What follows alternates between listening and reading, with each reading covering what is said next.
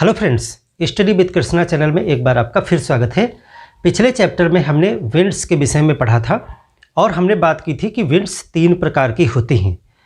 पहला प्रकार होता है सनातनी या प्लैनेटरी विंड्स, यानी कि पूरे पृथ्वी पर जो परमानेंट रूप से विंड्स चलती हैं उनके विषय में पिछले चैप्टर में हमने डिस्कस किया था। आज के इस चैप्टर में हम बाकी शेष विंड्स पे बात करेंगे। तो पवन तीन प्रकार के होते हैं। जो विंड्स हैं वो तीन प्रकार की होती हैं। एक तो पवन होती हैं जो परमानेंट होती हैं, जो पूरी पृथ्वी पर पूरे वर्ष चलती रहती हैं, उनको स्थायी पवनें या सनातनी पवनें कहा जाता है। सनातनी पवनें या इनको प्रचलित पवनें भी कहा जाता है। प्रचलित पवनें, परमानेंट विंड्स, प्लैनेटरी ग्रही पवनें, कई नामों से इनको जाना जाता है। और इसमें भी हमने तीन प्रकार देखे थे, ट्रेड विंड्स, वेस्टर्लीज और पोलर विंड्स। इनके विषय में हम डिस्कस कर चुके हैं। इसके बाद एक दूसरा टाइप जो हमने बताया था वो कहलाता है मौसमी पवनें। मौसमी पवनें, अंग्रेजी में इसको कहते हैं सीजनल विंड्स, यानी कि इसका मतलब ये होता है कि ये पूरे वर्ष एक ही दिशा में नहीं चलती हैं।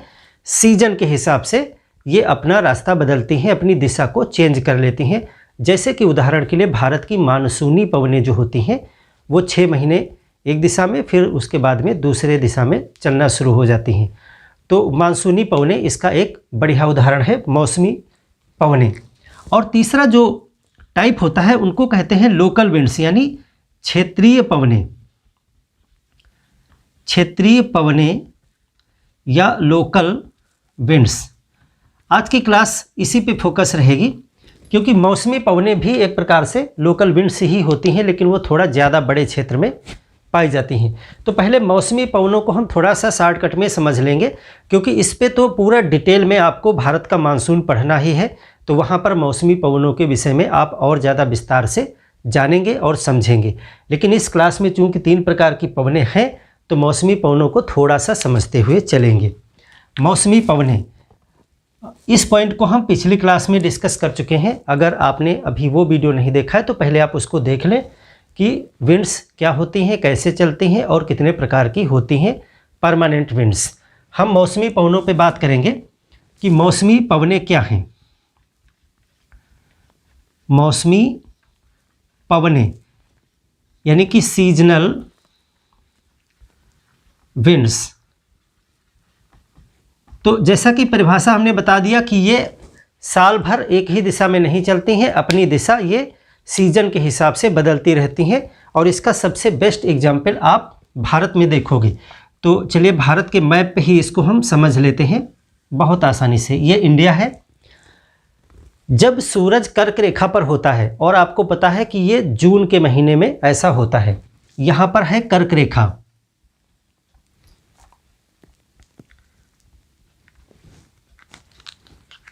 यहाँ पर है कर्क रेखा, यह है कर्क रेखा, भारत के बीचों बीच से गुजरती है। और जब कर्क रेखा पर सूर्य होता है, सन कब होता है? कर्क रेखा पर सूर्य जो है वो जून के महीने में होता है, 21 जून को।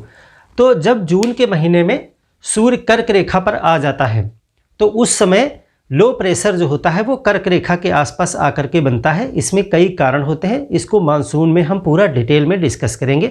अभी आप सिर्फ इतना समझें कि जब जून के महीने में सूर्य कर्क रेखा पर आ जाता है तो लो प्रेशर वहाँ पर क्रिएट होगा, क्योंकि जहाँ पर सूर्य है वहाँ पर लो प्रेशर बनेगा। लो प्रेशर क्यों बनेगा, इसके लिए पूरा कॉन्सेप्ट आप पीछे पढ़ चुके हैं। क्योंकि वहाँ पर की हवा गर्म होकर के ऊपर उठना शुरू हो जाएगी तो प्रेशर लो हो जाएगा। और उसकी अपेक्षा यहाँ समुद्र के क्षेत्र में हाई प्रेशर रहेगा। तो समुद्र में हाई प्रेशर है और इंडिया में लो प्रेशर है कर्क रेखा के आसपास। तो हाई प्रेशर से लो प्रेशर की तरफ हवाएं चलना शुरू हो जाएंगी। इस तरह से हवाएं जो है वो चलना प्रारंभ हो जाएंगी। और यही मौसमी पवनें हैं, क्योंकि ये जनरल तौर से इस दिशा में नहीं चल रही होती हैं।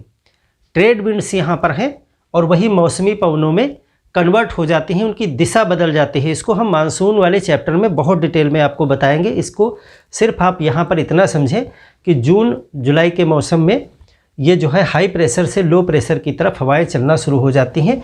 और इनको क्या नाम दिया जाता है, ये किस दिशा से चल रही हैं? ये चल रही हैं आपकी, देखिए ये साउथ है, ये नॉर्थ है, ये ईस्ट है और ये वेस्ट है। तो ये है दक्षिण पश्चिम दिशा। तो इन हवाओं को कहा जाता है दक्षिण पश्चिम मानसूनी पवनें। मानसूनी पवनें तो ये सीजनल है, क्योंकि इनकी दिशा बदल जाएगी जब दूसरा महीना आएगा। तो वो कौन सा महीना होगा, इसको देखें। तो ये अभी आप देख रहे हैं कि इनकी दिशा दक्षिण पश्चिम से उत्तर पूर्व की तरफ है। और ये बारिश करती हैं जा करके, क्योंकि ये समुद्र से जा रही हैं लैंड पर और समुद्र से पानी ले जा करती हैं खूब सारा, और ये बारिश करती हैं। इसके बाद में अगला महीना जब दूसरा आएगा, देखिए इस तरह से इंडिया को फिर से बनाए अगले स्टेप में। और इस समय सिचुएशन आ चुकी है दिसंबर की।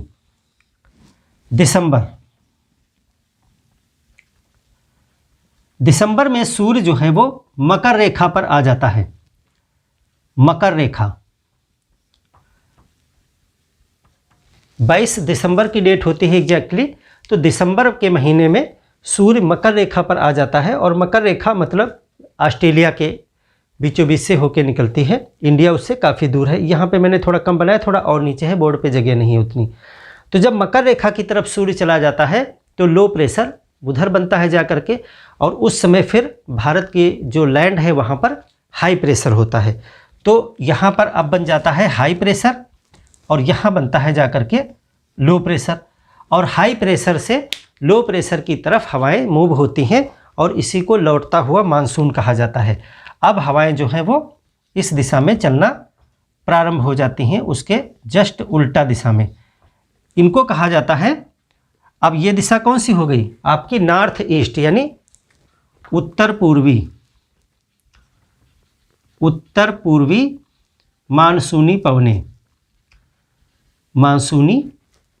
पवनें, या इसको लौटता मानसून भी कहा जाता है। वो सब कॉन्सेप्ट हम आगे पढ़ेंगे।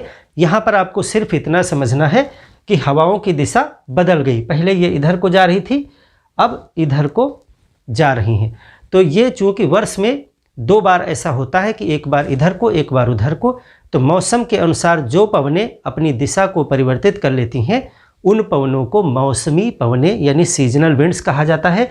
और इनका सबसे बेस्ट एग्जाम्पल है भारत की मानसूनी पवनें। और आपने इन 2 एग्जाम्पल से उनकी दिशा को बदल करके दिखा दिया। अब इस पर डिटेल डिस्कस हम इंडिया के मानसून पर करेंगे। तो ये आपने समझ लिया। अब इसके बाद हम देखेंगे लोकल विंड्स क्या होती हैं, जो आज का मुख्य टॉपिक है। क्षेत्रीय पवनें, लोकल विंड्स। देखिए पूरी पृथ्वी पर जो हवाएं चलती हैं वो तो परमानेंट विंड्स हैं, वो अपनी दिशा में चलती रहती हैं। हर एक क्षेत्र में ताप और दाब की अलग अलग कंडीशंस होती हैं। कहीं पे पर्वत पठार हैं, कहीं पे वैली हैं, तो इस वजह से दाब में अंतर होता है। तो क्षेत्रों में, छोटे छोटे क्षेत्रों में अलग अलग दिशाओं में पवनें चलती हैं, उनको क्षेत्रीय पवनें कहा जाता है। और ये मैक्सिमम 40-45 किलोमीटर के रेंज में ही होती हैं, बहुत अधिक दूरी तक नहीं जाती हैं। तो स्थानीय पवनें, स्थानीय पवनों में सबसे पहले आप जान लें स्थानीय पवनें होती क्या हैं। तो ये जो है क्षेत्रीय कारकों से, यानी हर क्षेत्र के ताप और दाब के अलग अलग फैक्टर्स हो सकते हैं, उन वजह से क्षेत्रीय कारकों के कारण 40 से 45 किलोमीटर तक चलने वाली पवनें होती हैं। ये चलने वाली पवनें ये क्या कहलाती हैं, लोकल विंड्स, क्षेत्रीय पवनें। अब देखिए इसमें 2-3 प्रकार होते हैं। अगर समुद्र से स्थल की तरफ चल रही है तो उसको समुद्री समीर कहा जाता है, और अगर स्थल से समुद्र की तरफ चल रही है तो उसको स्थलीय समीर कहा जाता है। तो एक कैटेगरी ये हो सकती है जो समुद्र से स्थल या स्थल से समुद्र की तरफ चलती हैं छोटी छोटी जगहों पर। एक हो सकता है पर्वतीय क्षेत्रों में, पर्वत से घाटी की तरफ उतर रही हैं तो उसको पर्वतीय समीर कहा जाता है, या फिर घाटी से पर्वत पर चढ़ रही हैं तो उनको घाटी समीर कहा जाता है। तो ये 4 आपको समझने हैं, यही 4 जो हैं लोकल विंड्स हैं। और फिर अलग अलग देशों में अलग अलग जगहों पर इनके बहुत सारे नाम हैं, उन नामों पर हम बाद में डिस्कस करेंगे, पहले इनके टाइप पर समझ लेते हैं। तो देखिए सबसे पहला आपको जिसमें देखना है वो क्या है, स्थल समीर। स्थल समीर, स्थल समीर का अंग्रेजी जो ट्रांसलेशन है उसको कहते हैं लैंड ब्रिज। लैंड ब्रिजेस तथा समुद्री समीर या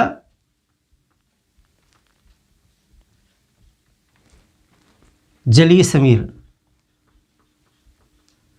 समुद्री समीर या जलीय समीर दोनों नामों से कह सकते हैं क्योंकि ये समुद्र से चलती हैं। समुद्री समीर, इसको अंग्रेजी में कहते हैं सी ब्रिज। तो ये हो गई सी ब्रिजेज। तो इन दोनों को सबसे पहले हम समझें कि स्थल समीर क्या होता है और समुद्री समीर क्या होता है। ये छोटे स्तर पे छोटी छोटी जगहों पर ही चलती हैं। एग्जाम्पल कहीं का भी ले सकते हैं, इंडिया को ही हम लेकर मान करके चलेंगे भी, वहीं पर हम इसको समझेंगे। तो पहला तो एक चीज़ ये देखिए, स्थल समीर का मतलब है ये स्थल से समुद्र की तरफ चलती हैं, और समुद्री समीर का मतलब है समुद्र से स्थल की तरफ चलती हैं, लैंड की तरफ चलती हैं। अब देखें कि इसके पीछे कारण क्या है। स्थलीय समीर को देखें पहले। स्थलीय समीर रात के समय में चलती है और समुद्री समीर जो होती है वो दिन के समय में चलती है। समुद्री समीर दिन के समय में क्यों चलती है आप इसको देखें। दिन के समय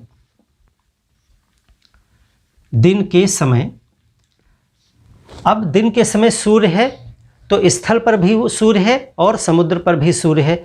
दोनों चीज़ों को सूर्य जो है वो गर्म कर रहा है, सूर्य तप गर्म कर रहा है। तो अब इसमें हमने आपको पीछे के एक चैप्टर में बताया था कि स्थल के गर्म होने की स्पीड और जल के गर्म होने की स्पीड में अंतर होता है। स्थल बहुत जल्दी गर्म हो जाता है और जो जल है वो जल्दी गर्म नहीं हो पाता है। अब वो पूरा कॉन्सेप्ट पीछे की क्लास में आप पढ़ चुके हैं कि ऐसा क्यों होता है। अगर आप भूल गए हैं तो उस वीडियो को फिर से आप देख लीजिएगा। सूर्य तप को प्रभावित करने वाले कारक या तापमान को प्रभावित करने वाले कारक, इन चैप्टरों में उसको हमने डिटेल में समझाया है। तो दिन के समय में क्या होता है, स्थल बहुत जल्दी गर्म हो जाता है। स्थल क्या होगा, जहाँ जहाँ लैंड है स्थल जल्दी गर्म हो जाता है, गर्म। और जो पानी होता है, पानी चूँकि कन्वेक्शन से गर्म होता है, यानी जितना पानी गर्म होता है वो पूरा नीचे तक कन्वेक्शन साइकिल चलने लगता है, तो ज़्यादा मोटाई तक पानी गर्म होता है, पानी धीरे धीरे गर्म होता है। समुद्र क्या है, समुद्र धीरे गर्म होता है, गर्म होता है। अब चूँकि दोनों के गर्म होने की स्पीड में अंतर है इसीलिए स्थल जल्दी गर्म हो जाएगा। तो जहाँ पर जल्दी गर्म हो जाएगा वहाँ की हवा गर्म होकर के ऊपर जाने लगेगी, तो वहाँ प्रेशर कैसा हो जाएगा, लो प्रेशर। वहाँ पर क्या हो जाएगा, स्थल पे निम्न दाब हो जाएगा, निम्न दाब यानी लो प्रेशर। और समुद्र धीरे धीरे गर्म हो रहा है, इसका मतलब वो स्थल से ठंडा है, तो स्थल से ठंडा होने की वजह से वहाँ पर हाई प्रेशर हो जाएगा, यानी उच्च दाब, उच्च दाब, हाई प्रेशर। अब सिद्धांत क्या कहता है, पवन की दिशा क्या होगी, हाई प्रेशर से लो प्रेशर की तरफ, यानी कि समुद्र से स्थल की तरफ चलने लगेगी।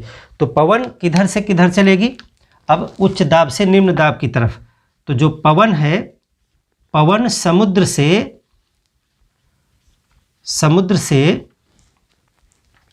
स्थल की तरफ चलेगी, स्थल की तरफ चलेगी। अब चूंकि ये पवन समुद्र से आ रही है तो इसको समुद्री समीर कहा जाता है। इसको क्या कहते हैं, इसे समुद्री समीर, समुद्री समीर या जलीय समीर, इंग्लिश में सी ब्रिज कहते हैं। अब इसको एक उदाहरण से समझें जरा। इंडिया का मैप अगर बनाए यहाँ पर हम छोटा सा, ये तो दिन के समय की बात हो रही है। तो दिन के समय स्थल पर क्या होता है, स्थल पे लो प्रेशर है और समुद्र में हाई प्रेशर है। अब पवन की दिशा क्या होगी, समुद्र से स्थल की तरफ। मान लेते हैं ये मुंबई का क्षेत्र है, तो यहाँ पर दिन के समय क्या होगा, समुद्र से अंदर तटवर्ती क्षेत्रों की तरफ। ये तटवर्ती क्षेत्रों में ही होता है, क्योंकि हमने बताया ना ये 40 से 45 किलोमीटर तक ही ये हवाएं चलती हैं। ऐसा नहीं होगा यहाँ उत्तर प्रदेश तक आने लगेंगी समुद्री समीरें दिन में। दिन में ये सब बम्बई, महाराष्ट्र, कर्नाटक, केरल, इन्हीं क्षेत्रों में, समुद्री तट के क्षेत्रों में। तो ये यहाँ पर समुद्र से स्थल की तरफ हवाएं चलने लगेंगी। इनको क्या कहा जाएगा, समुद्री समीर कहा जाएगा। अब समुद्री समीर जो होंगी यानी सी ब्रिजेज होंगी, आप बताइए कि वो नम होंगी यानी आर्द्र होंगी या शुष्क होंगी। तो हमेशा याद रखिए, जो भी पवन समुद्र के ऊपर होकर के आएगी या समुद्र तरफ से आएगी उसमें पानी होगा, क्योंकि वो पानी पे चल के आएगी तो वो नमी को खींच के लाएगी। तो इनमें पानी होता है, यानी ये नम होती हैं और इसको आर्द्र कहेंगे, वेट होती हैं। और अगर वेट और नम है तो अगर इनको कोई टकराने की जगह मिल गई, इनकी ऊंचाई बढ़ गई, जैसे कोई रास्ते में पर्वत पड़ गया, तो फिर ये वर्षा भी करेंगी। तो ये समुद्री समीर कहते हैं। ये कैसी होती हैं, ये नम होती हैं, नम होती है यानी आर्द्र, आर्द्र बोलते हैं इसको। वेट, ह्यूमिड इसमें होता है। अब देखिए ये दिन के समय की कंडीशन है। अब इसको बात करते हैं रात के समय। यही कंडीशन रात के समय क्या होगी, तो स्थल समीर हो जाएगा। अब देखिए रात के समय क्या होगा, रात में, अब रात में सूर्य तो चला गया, सूर्य चला गया तो फिर चीज़ें ठंडी होनी शुरू हो जाएंगी। अब समुद्र भी शाम तक थोड़ा थोड़ा गर्म हो गया है, स्थल तो बहुत गर्म हो गया है। अब जब सूर्य चला जाएगा रात में तो दोनों चीज़ें ठंडा होना शुरू होंगी। तो स्थल का गर्म होने की स्पीड भी ज़्यादा होती है, उसके ठंडे होने की भी स्पीड बहुत ज़्यादा होती है।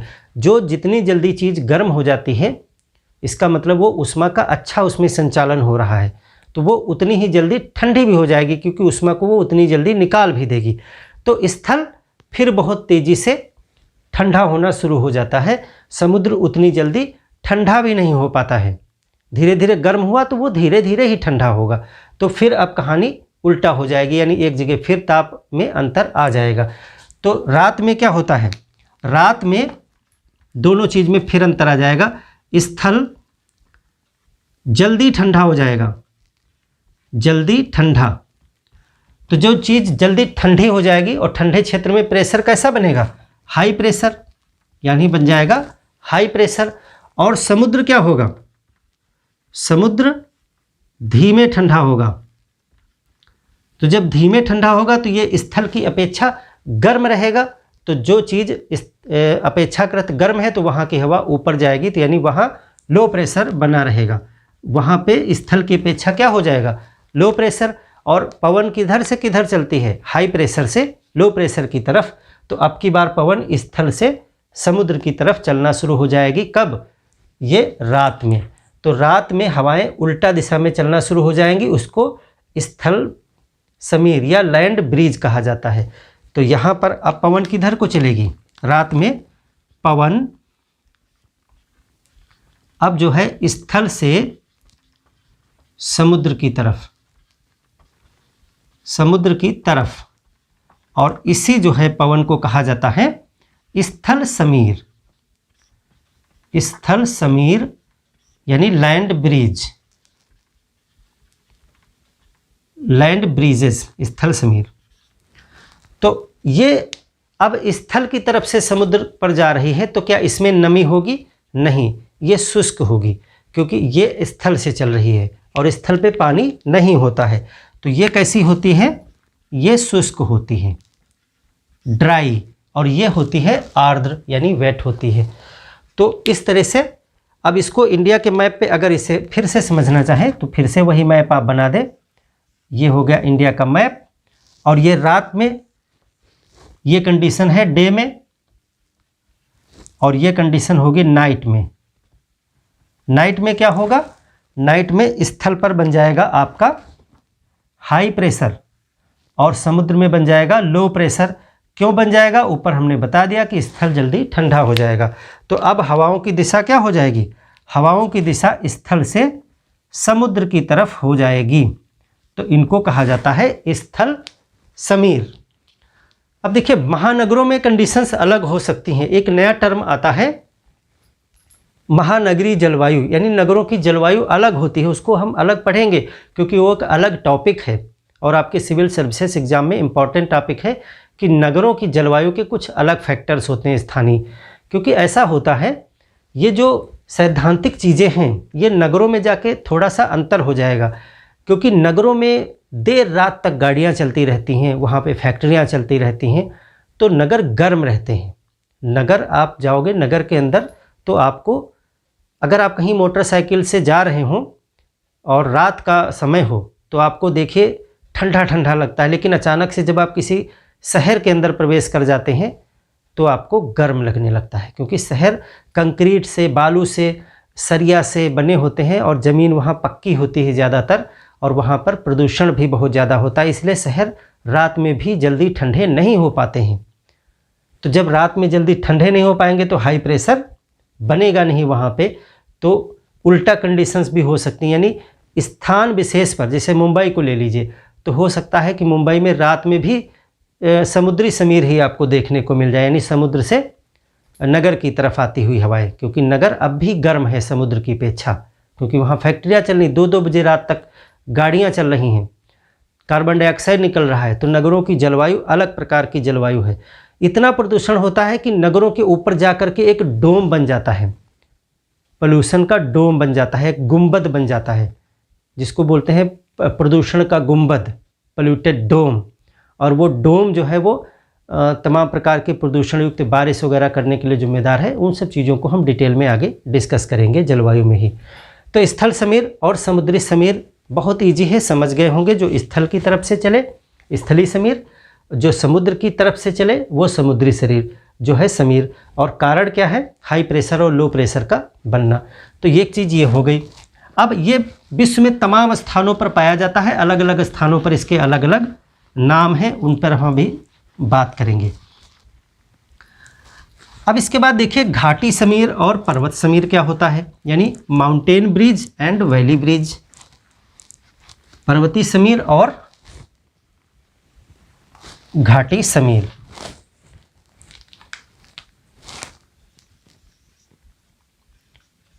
पर्वतीय समीर यानी माउंटेन ब्रिज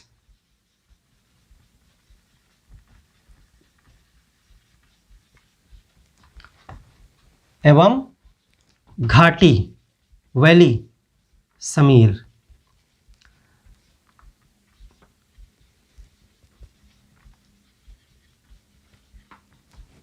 अब देखिए ये माउंटेन, इसका मतलब है वो कोई पर्वत वाला क्षेत्र है। पर्वतीय समीर और घाटी समीर ये क्या होते हैं? देखिए पर्वत जहाँ होगा वहाँ घाटी भी होती है, इस तरह से पर्वत होते हैं।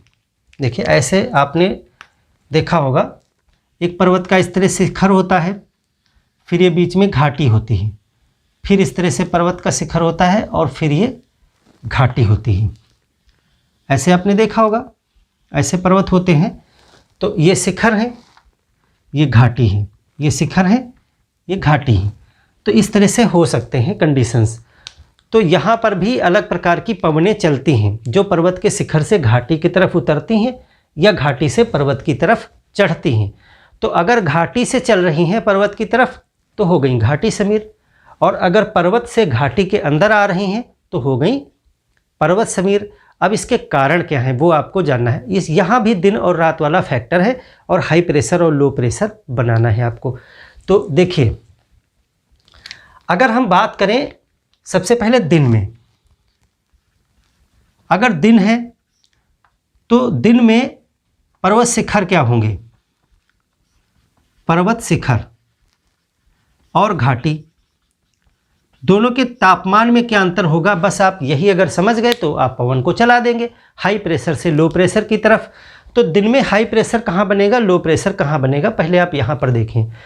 देखिए घाटी में नमी होती है, वनस्पतियाँ भी होती हैं और पर्वत शिखर नंगे होते हैं। यहाँ पे वनस्पतियाँ भी कम होती हैं और ये इनका जो है सूर्य तप से संपर्क है सीधे। तो दिन के समय में क्या होता है, दिन के समय में यहाँ पर लो प्रेशर बनता है। इन शिखरों पर शिखर गर्म हो जाते हैं। दिन में जब सूर्य का प्रकाश निकलेगा तो शिखर क्या हो जाएंगे, शिखर गर्म हो जाएंगे। और घाटी में चूँकि वनस्पति है, निम है, जो है नमी भी है, तो यहाँ पर उतना ज़्यादा गर्म नहीं हो पाते हैं। तो घाटी में क्या बनेगा, हाई प्रेशर। घाटी में क्या है, दिन के समय में घाटी में हाई प्रेशर बनेगा और पर्वत शिखर पे लो प्रेशर बनेगा। तो पवन किधर से किधर चलेगी, घाटी से पर्वतों के शिखर की तरफ पवन चलने लगेगी, क्योंकि हाई प्रेशर घाटी में है। तो यहाँ पर घाटी से शिखर की तरफ, ढाल के सहारे शिखर की तरफ, ढाल के सहारे पवन चलेगी। और चूंकि ये घाटी की तरफ से चल रही है इसीलिए इसको घाटी समीर कहा जाएगा। इसको क्या कहेंगे, घाटी समीर, यानी वैली ब्रिज, घाटी समीर। ये दिन में है। तो जरा यहाँ चित्र में आप बनाएं कि ये मान लीजिए कि दिन है। दिन के समय शिखर पे क्या होगा, दिन के समय शिखर पे बनेगा आपका लो प्रेशर और घाटी में बनेगा हाई प्रेशर। ये दिन के समय।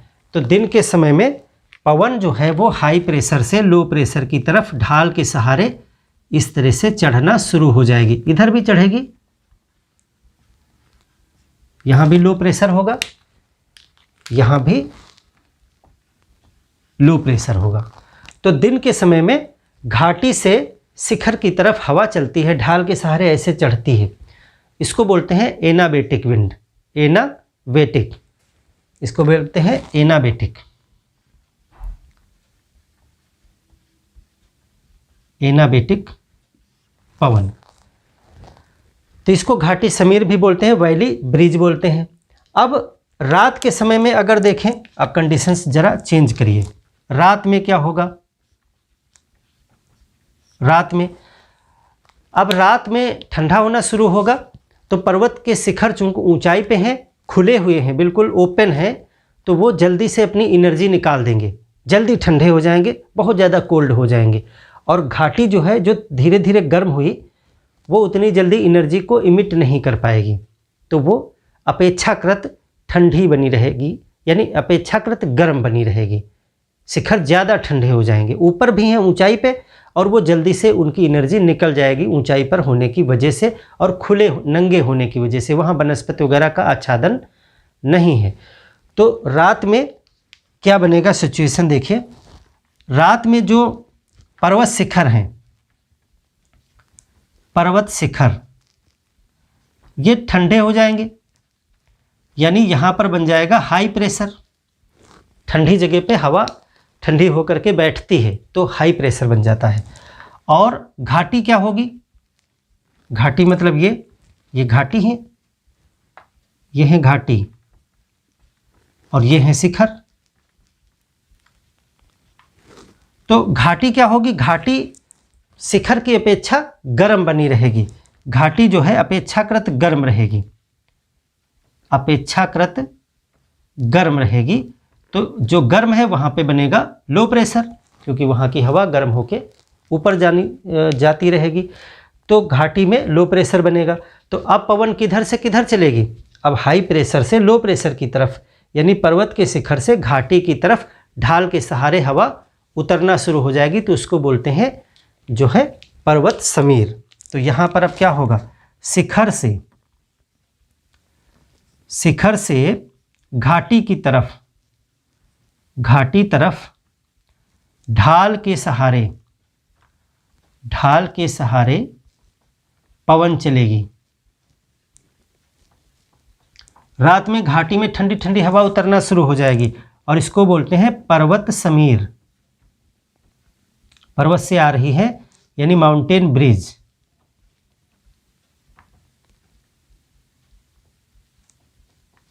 Mountain bridges. अब इसको जरा यहाँ चित्र में देखिए,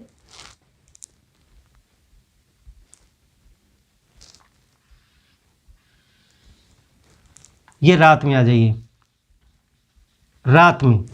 अब रात में यहाँ बनेगा हाई प्रेशर, यहाँ भी बनेगा हाई प्रेशर रात में।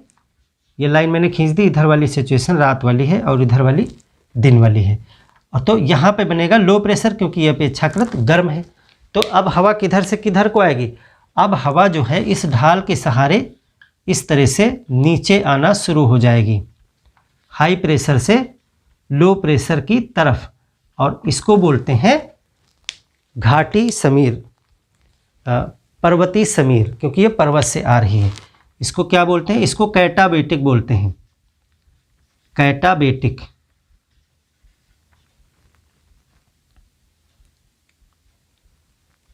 कैटाबेटिक यानी पर्वत समीर, पर्वत समीर। और ये वाली क्या थी? ये है घाटी समीर, घाटी समीर। तो ये कैटाबेटिक है। अब देखिए यहाँ पे रात के समय में घाटी के अंदर ठंडी ठंडी हवा आना शुरू हो जाएगी, क्योंकि पर्वत बहुत ठंडे हो गए हैं। तो रात के समय में घाटी में अगर कोई व्यक्ति होगा या जानवर होंगे तो उनका सरवाइव करना, जीवित रहना बहुत मुश्किल हो जाएगा, क्योंकि रात के समय में सूर्य भी नहीं है और बहुत ठंडी हवा जब घाटी में आकर के यहाँ इकट्ठा होने लगेगी तो यहाँ पर जो है जीवन मुश्किल हो जाएगा इंसान के लिए।